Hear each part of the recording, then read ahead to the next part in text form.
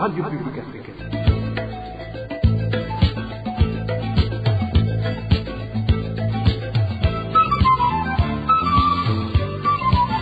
Radio Publique Africaine.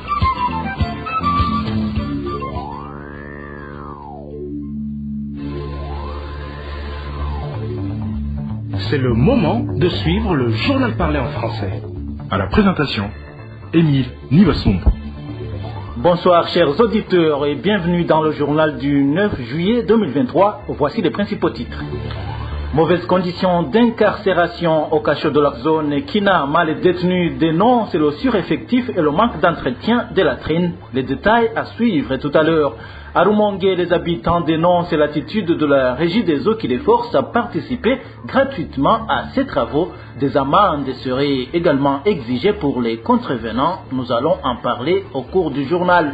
Et la nourriture de plus en plus insuffisante dans le camp d'Ondouta, les réfugiés burundais estiment qu'ils vont mourir de faim. Nous nous rendrons en Tanzanie à la fin du journal. Dans un instant, le développement des titres.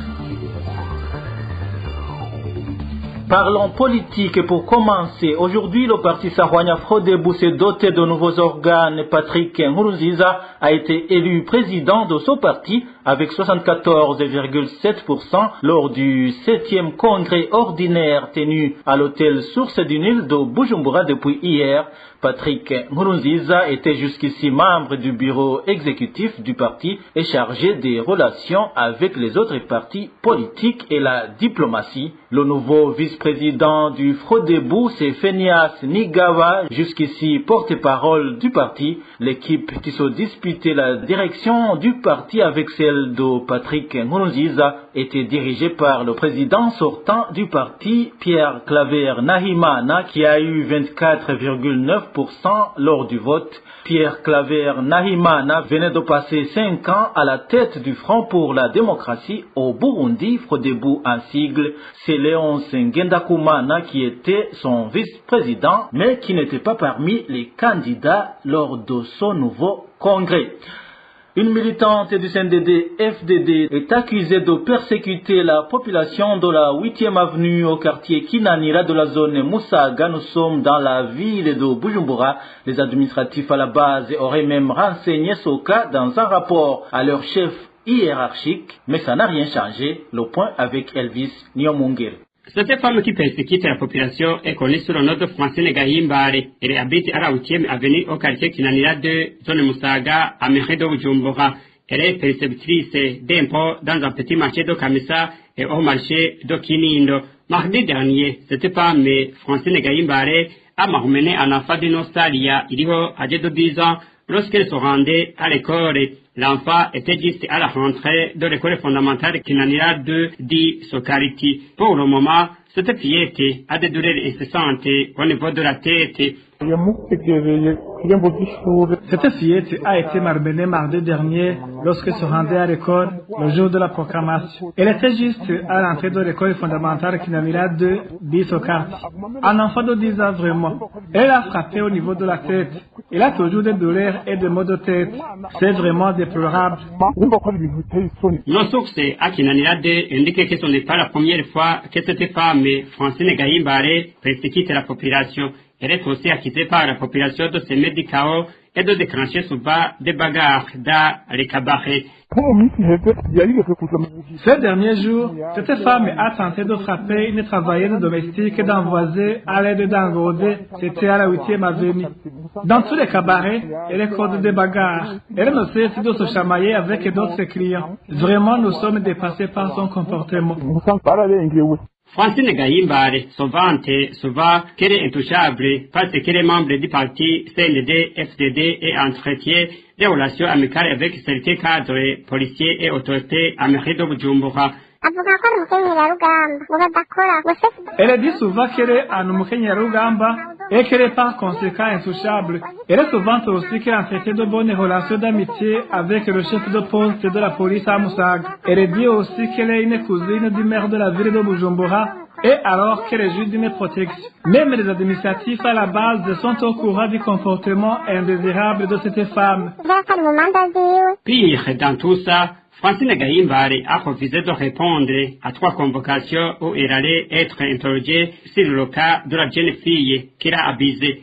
À ce propos, la rédaction de la RPA n'a pas encore pu joindre Manius Nyokindi, chef de zone Musaga. Je vous le disais en titre, le surnombre des personnes détenues au cachot de la zone Kinama, commune Nahangwa, nous sommes dans la mairie de Bujumbura, fait que les détenus vivent dans de très mauvaises conditions. À part le manque d'espace pour dormir, on signale le manque d'hygiène causé par une latrine se trouvant à l'intérieur de ce cachot et qui n'est pas entretenue. Les détails avec Onésime de Shimagize.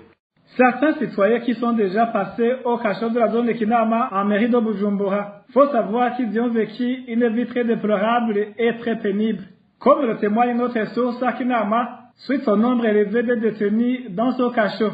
Ces derniers sont obligés de dormir les jambes entraînées. Il y en a même ceux qui dorment dans la toilette alors que les pleines de déchets nauséabondes.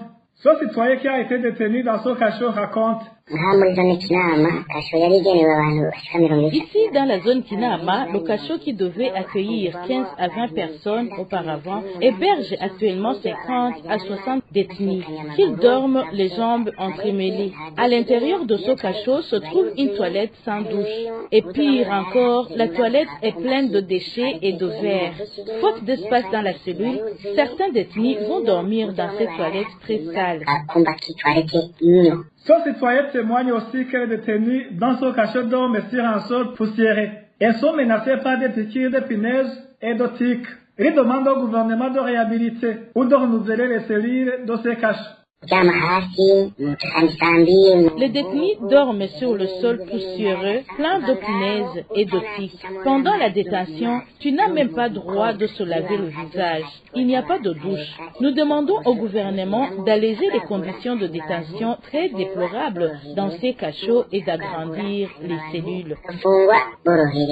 Ces citoyens qui ont été détenus dans ce cachot de la zone de Kinama demandent aux responsables de ces cachots de réduire le nombre de personnes qui y sont détenues, étant donné que la plupart sont incarcérés pour des délits mineurs. La rédaction de la RPA a essayé maintes fois de joindre Jimmy Hassongimana, le maire de la ville de Bujumbura, à propos de ce sujet, mais en... Dans un instant, nous parlons gouvernance. RPA. Les habitants de plusieurs localités de la commune Rumongue en province Rumongue s'indignent du comportement des responsables de la Régie des eaux. Ils les obligeraient à faire des travaux qui ne devraient concerner que la société. C'est par exemple le redressement des poteaux électriques qui sont tombés. Il y aurait aussi des amendes exigées à ceux qui ne participent pas à ces travaux. Témoignage d'un habitant de la commune Rumongue.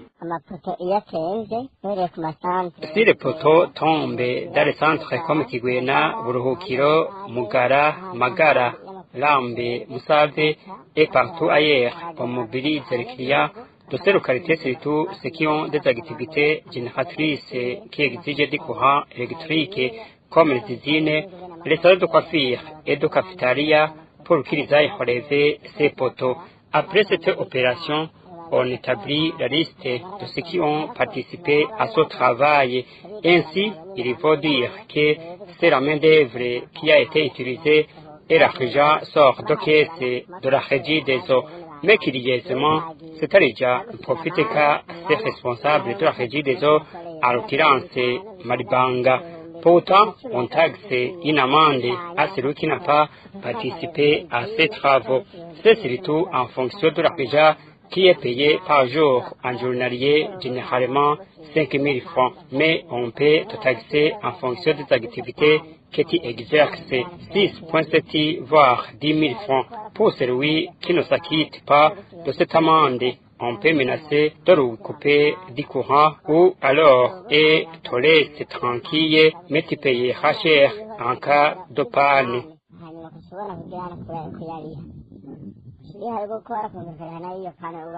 La rédaction de la RPA a encore une fois cherché à joindre Zeboulon Nzokizwanayo, chef d'antenne Regideso à Rumongue, sans y parvenir. Cap sur Ngozi, les habitants de cette province du nord du pays accusent les commerçants des produits Braroudi de ne pas respecter les prix fixés par le gouvernement. Dans différents bistrots de la ville de Ngozi, chaque commerçant fixe les tarifs comme bon lui semble.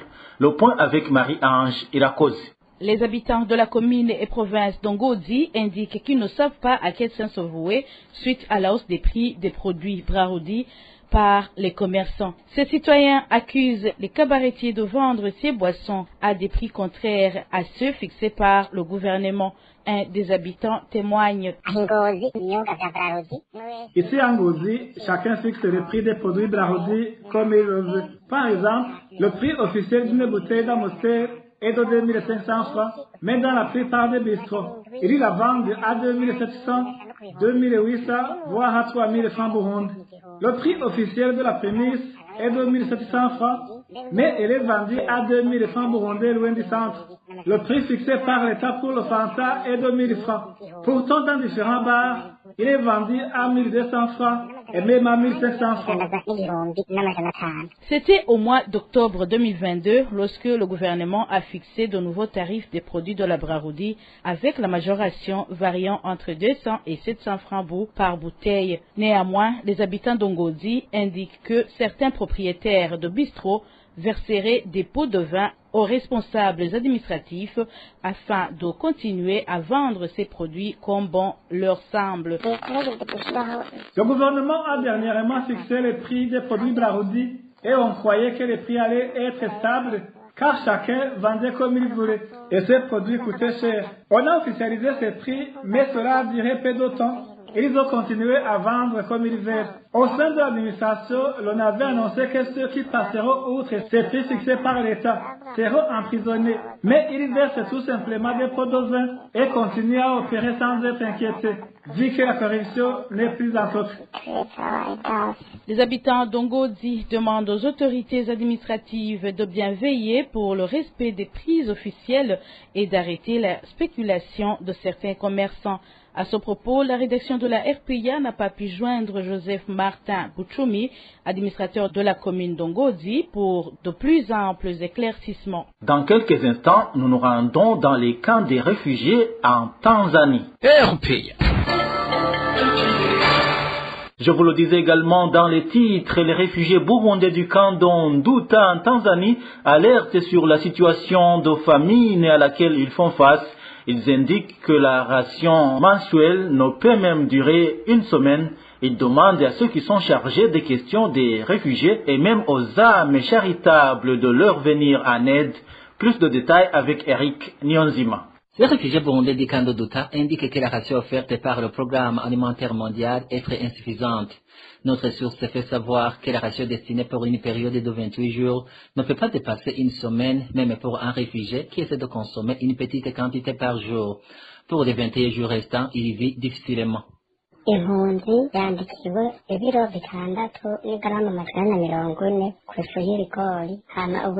Un réfugié bénéficie de 6 kilos et 440 grammes de farine de maïs, 1 kilo et 400 grammes de petits pois, 224 grammes d'huile, puis 140 grammes de sel. Si on vérifie pour une personne qui a bien utilisé cette ration, il ne peut pas utiliser cette quantité pendant les 28 jours. Si elle essaie d'en faire une bonne gestion, cette ration ne peut pas dépasser 7 jours.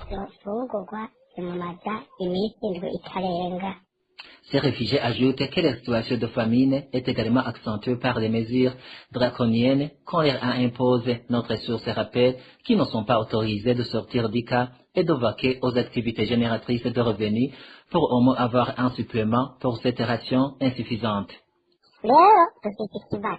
Nous avons un problème. Il n'y a pas de marché dans ce camp d'Onduta où l'on peut s'approvisionner en nourriture dans ce camp. On n'a aucune permission d'aller à l'extérieur du camp pour chercher un supplément de cette ration. Le gouvernement tanzanien va profiter de cette situation puisqu'il veut que les réfugiés soient en situation de famine et ainsi ils seront contraints de rentrer de force. Ces réfugiés de Douta indiquent que les conséquences de cette ration insuffisante d'arrière-camp sont nombreuses. Ils demandent aux organisations qui sont chargées de leur servir et à toute âme charitable de leur venir en aide. Restons dans le camp d'Ondouta pour clore cette édition. Les parents d'élèves de l'école financée par Save the Children réclament les résultats de fin d'année pour leurs enfants. Ils réitèrent cette demande après que cette école a fermé ses portes il y a une semaine à cause du conflit qui oppose les responsables du camp et la direction de cette école. Onésime de Chimagizé nous en dit plus. Ces parents d'élèves de l'école soutenue par Save the Children au camp d'Ondouta en Tanzanie indiquent ne pas comprendre pourquoi les enfants n'ont pas reçu les résultats des examens de fin d'année. Ils font également savoir que dans d'autres écoles de ce camp, les élèves ont déjà eu les rendements scolaires il y a une semaine. Ce parent du camp d'Ondouta raconte. Pour les autres écoles, on a proclamé les résultats et les examens de repêchage ont été déjà faits. Mais à l'école dite Save the Children, c'est la seule école où on n'a pas fait les examens. Notre source fait également savoir que ces élèves de l'école Save the Children sont victimes de conflits qui opposent les responsables du camp et la direction de cette école. Ils ont vu venir des personnes envoyées par le responsable du camp et ce dernier leur a intimé l'ordre de sortir afin de mettre des cadenas sur les portes de l'école. On n'a pas permis à personne de sortir aucun objet, que ce soit le matériel de l'école ou des élèves, notamment les machines et les livres. Tout a été laissé sur la table à l'intérieur des salles de classe. Ce problème de fermeture des écoles financées par Save the Children se manifeste également au camp de Nyarugusu, où les élèves viennent de passer une semaine à la maison sans même y les résultats de fin d'année.